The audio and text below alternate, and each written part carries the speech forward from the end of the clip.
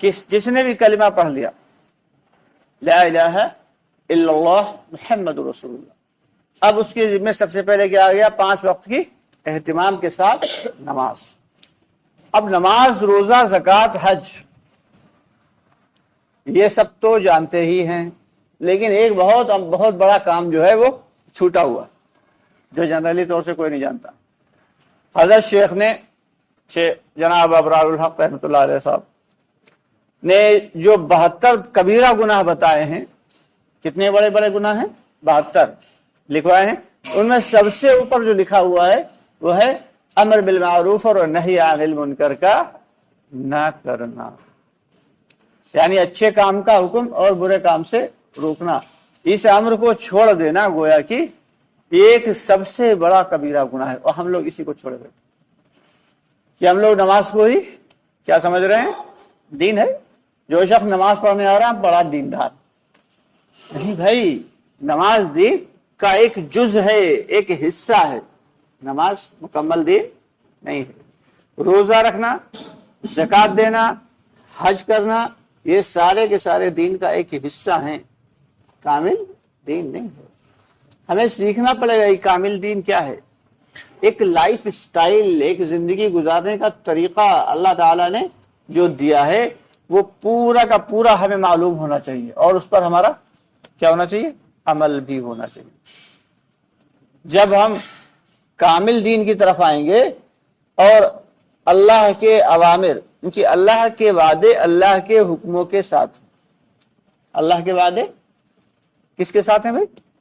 اللہ کے حکموں کے ساتھ۔ جیسے جیسے ہم اللہ کے وعدوں کو، اللہ کے حکموں کو پورا کرتے چلے جائیں گے، اللہ تعالیٰ اپنے وعدوں کو پورا کرتے چلے جائیں گے۔ تو ہمیں اللہ کے احکامات معلوم کرنا ہے کہ اس وقت ہمارے اللہ کا کیا حکم ہے۔ مسجد کے اندر ہیں تو کیا حکم ہے، مسجد کے باہر ہیں تو کیا حکم ہے۔ ہمیں نبی کے طریقے کو سیکھنا پڑے گا، کیونکہ نبی کا طریقہ ہی ایک ایسا ہے جو ہمیں اللہ سے ملا سکتا ہے۔ دنیا کی کوئی بڑے سے بڑا راستہ، بڑے سے بڑے پیر فقیر کا بھی کوئی راستہ نہیں ہے، سب سے پہلے کیا ہے؟ نبی کا راستہ۔ اور جتنے بھی بڑے بڑے اولیاء اللہ، بزرگان دین، صحابہ کرام، تبع تابعین گزرے ہیں، یہ سبھی اسی راستے سے ہو کے گزرے ہیں، تب اللہ کو پہچانا۔ اللہ کو پہچاننا اور اللہ کی بڑائی، اللہ کی قدرت کا تعارف ہونا، یہ کب ہوتا ہے؟ جب ہم اللہ کے نبی صلی اللہ علیہ وسلم پر کامل راستے پہ چلنے والے بنے کہ ہمارے نبی نے اس وقت کیا کیا۔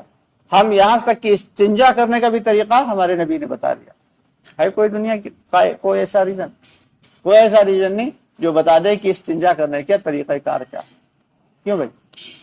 اس کے باوجود اللہ نے ہمیں دنیا میں بھیجا آزمانے کے لیے، جو چیزیں دی یہ آزمانے کے لیے، مال و اسباب دیے آزمائش کے لیے۔ ہم اس آزمائش میں پورے نہیں اتر پا رہے، اس آزمائش میں کیوں بھائی؟ پورے اتر رہے ہیں کیا؟ آگے ماشاءاللہ۔ ان آزمائش میں اگر ہم پورے اتر جائیں تو پھر دیکھو اللہ کی مدد کیسے آتی ہے۔ یہ سارے کے سارا نظام دنیا کا کون چلا رہا ہے؟ اللہ چلا رہا ہے، اللہ چلا رہا نا۔ یہ سورج کا نکلنا اپنے وقت متعینہ پہ، اور سورج کا ڈوب جانا، پھر چاند کا نکلنا، پھر چاند کا ڈوب جانا، زمین کا اپنی سطح پہ اس طریقے سے گردش کرنا جس سے صبح شام صبح شام صبح شام بدل رہا ہے، اس طریقے سے گردش کرنا جس سے موسم بدل رہے ہیں، گرمی جاڑا برسات چینج ہو رہا ہے۔ یہ سب کون کر رہا ہے؟ اپنے آپ ہو رہا ہے، کیوں بھائی؟ کہیں پہ اچانک زلزلہ آ جاتا ہے، کہیں پہ اچانک باڑھ آ جاتی ہے، کہیں پہ اچانک جو ہے کوئی دوسرا، یہ سب کون کر رہا ہے؟ یہ سب اللہ کر رہا ہے۔ ایک بہت بڑے پروفیسر صاحب، وہاں پہ انہوں نے جا کے ایک روم میں رہتے تھے، ان کا ایک روم میٹ تھا جو کسی بھی مذہب کو مانتا نہیں تھا، دہریہ تھا، کسی مذہب کو وہ مانتا نہیں تھا۔ تو انہوں نے، ان کی آپس میں اکثر بحث ہوتی تھی، اس کا یہ ماننا تھا، اس کا یہ کہنا تھا کہ یہ جو دنیا کا نظام چل رہا ہے یہ خود بخود چل رہا ہے، اسے کوئی چلا تھوڑی رہا ہے، کوئی سپر پاور نہیں ہے دنیا میں، یہ تو خود بخود چل رہا ہے۔ سورج کا کام ہے نکلنا، وہ نکلتا ہے ڈوب جاتا ہے، زمین کا کام ہے گھومنا، وہ اپنے دوری پہ گھوم رہی ہے، چاند کا کام ہے نکلنا، وہ نکل جاتا ہے۔ اچھا یہ پروفیسر صاحب کہتے تھے، اسے سمجھاتے تھے لیکن وہ مانتا نہیں تھا، وہ اپنی دلیلوں سے کاٹ دیتا تھا۔ ایک دن کیا کیا پروفیسر ثناء اللہ صاحب نے، ایک بہت خوبصورت سا پوری دنیا کا ایک میپ بنایا، اٹھا کے دیوار پہ لگا دیا۔ جب وہ نہیں تھا، میپ بنایا پوری دنیا کا، ورلڈ میپ، اور اٹھا کے دیوار پہ لگا دیا۔ آجو ماشاء اللہ ماشاء اللہ، اٹھا کے دیوار پہ لگا دیا۔ اب جب وہ آیا، ان کا دوست، ان کا روم میٹ آیا، تو اس نے دیکھا کہ یہ جو ورڈ میپ لگا ہوا بڑا ہی خوبصورت اور بڑا ہی صحیح لگا، ایگزیکٹ بنا ہوا ہے۔ اس نے پوچھا یہ میپ کس نے بنایا ہے؟ اب یہ بولے، پروفیسر صاحب کیا بولے، یہ اپنے آپ بنا، اپنے آپ لگ گیا۔ کیا کہا؟ اپنے آپ بنا، اپنے آپ لگ گیا۔ تو اس نے کیا مذاق کرتے ہو، بیوقوف بنا رہا۔ ارے ہم پوچھے کس نے بنایا ہے؟ ضرور کسی ماہر آدمی نے بنایا ہوگا، کوئی بڑا ماسٹر آدمی ہوگا، اس نے بنایا ہوگا۔ بتاؤ یہ میپ کیسے، کس نے بنایا، کچھ بتاؤ تو۔ کہنے لگے کہ یہ اپنے آپ بنا، بات تو مانو، یہ میپ اپنے آپ بنا اور اپنے آپ ہی دیوار پہ لگ گیا۔ اب وہ تھوڑا ناراض ہونے لگا، کھسیا گیا، کہہ رہا تو میں نے بیوقوف سمجھتے ہو گیا، یہ میپ اپنے آپ بن کے اپنے آپ دیوار پہ کیسے لگ جائے گا؟ تو پروفیسر صاحب نے کہا جب ایک کاغذ پہ بنا ہوا میپ اپنے آپ نہیں بن سکتا اور اپنے آپ دیوار پہ نہیں لٹک سکتا، تو یہ پوری دنیا کا نظام اپنے آپ بھلا کیسے چل سکتا؟ اب بات جو ہے اس کی سمجھ میں آئی، کہنے لگا ہاں یہ بات تو کبھی ہم نے سوچی بھی نہیں۔ اس تب پھر جو ہے پروفیسر ثناء اللہ صاحب نے کہا کہ یہ دنیا میں ایک سپر پاور ہے جسے کوئی جانتا نہیں لیکن مانتے سب ہیں۔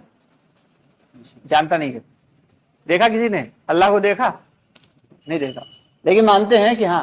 یہاں تک کہ آپ کسی ڈاکٹر کے یہاں اپنا پیشنٹ لے کے جائیں تو ڈاکٹر جو ہے وہ پیسے بھی لے گا آپ سے، اور اس کے بعد پھر اس کا ٹریٹمنٹ بھی کرے گا، اور اس کے بعد پھر کیا کرے گا بھائی، اگر زیادہ کریٹیکل کیس ہے کہے گا بھائی دعا کرو۔ یعنی اپنی پوری کوشش ضرور کر رہے ہیں لیکن کیا ہے، اللہ سے، گاڈ سے کیا کرو، کیوں بھائی دعا کرو۔ ہر شخص یہ جانتا ہے کہ اس کی عمر کتنی ہے، آپ بھی جانتے ہیں، ہم بھی جانتے ہیں، آج کل کا دور ایسا، ہر ایک کو اپنی ڈیٹ آف برتھ پتا ہے، لیکن کتنی بچی ہے کوئی جانتا ہے؟ کون جانتا ہے؟ اللہ جانتا ہے۔ اللہ کے علاوہ دنیا میں کوئی شخص نہیں جانتا کہ اس شخص کی کتنی عمر بچی ہے۔ اور یہ جو دنیا میں اللہ تعالیٰ نے زندگی دی ہے یہ چند روز کی ہے۔ کتنے دن کی ہے بھائی؟ آپ کا کیا نام ہے؟ حسن۔ یہ دنیا کی زندگی کتنے دن کی ہے بھائی؟ چند روز کی ہے۔ یہ چند روز بھی نہیں ہے در حقیقت دیکھا جائے، کیونکہ آخرت دنیا میں مر جائیں گے، یہ تو سبھی جانتے ہیں کہ مر جائیں گے، لیکن در حقیقت کوئی مرتا ہے کیا؟ مرتا ہی نہیں ہے۔ مرتا ہے کیا؟ سول جو ہے، اسے روح بولتے ہیں، سول کبھی نہیں مرتی۔ ایک مرتبہ پیدا ہو گئی، اللہ نے جس کو روح کو ایک بار پیدا کر دیا پھر وہ کبھی مرتی نہیں ہے۔